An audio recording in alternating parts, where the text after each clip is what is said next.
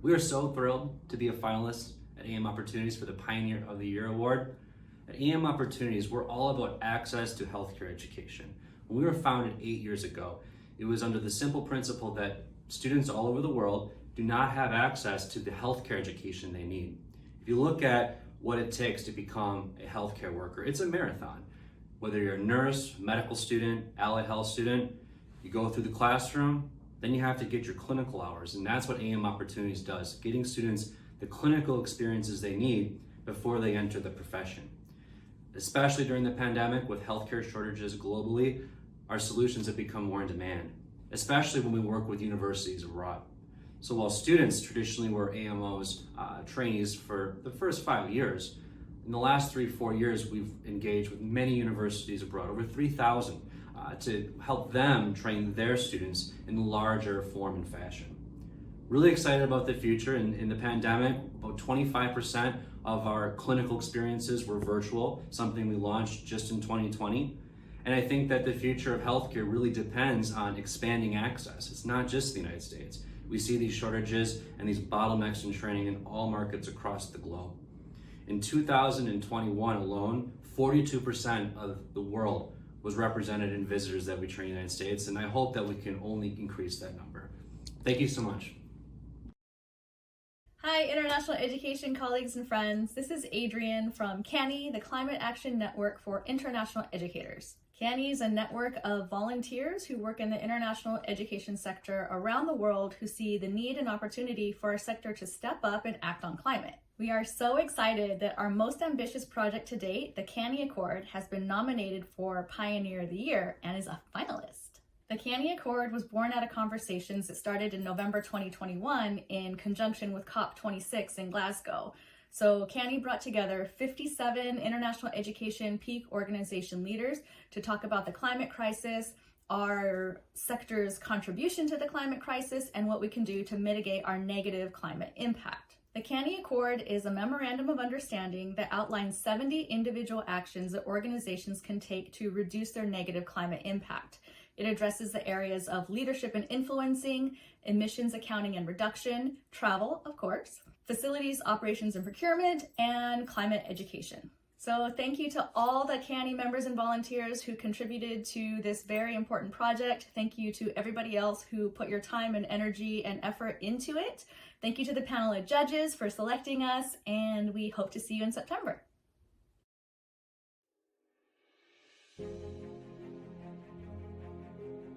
In the Hemispheric University Consortium, HUC, we are honored to be the finalists for the PIEoneer Awards 2022 in the category Pioneer of the Year for our virtual student mobility programs.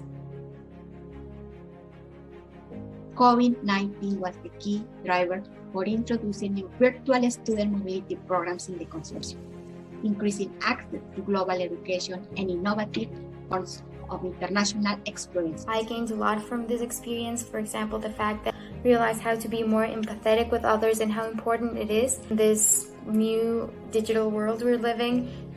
The following projects overreached by the group offer opportunities for students to enjoy meaningful international experiences without the need to travel abroad. Hemispheric Student Dialogue on SDGs. The Octopus Project, a socially engaged art course. International Indigenous Student Exchange Program. Global Shared Learning Week. Virtual Research Internships. Pathways to Prosperity and SUC COE, and issued by UNESCO ESI programs, and have inspired other alliances and institutions to implement similar and new programs in the world. On behalf of Hemispheric University Consortium colleagues, thank you so much for this nomination. Thank you to PI for nominating the IC3 Institute for the Pioneer of the Year Award. We are grateful for the nomination. More importantly, we are grateful for the recognition of the very important work that we are engaged in. Young people around the world are leaving schools like airplanes without a navigation system. While we are teaching them good math and English, we are unable to provide them direction and purpose in life. And a lot of our world problems today are born out of purposeless, directionless young people out of schools. The IC3 Institute's work is really around helping young people find purpose and direction and meaning in their life through career and college counseling.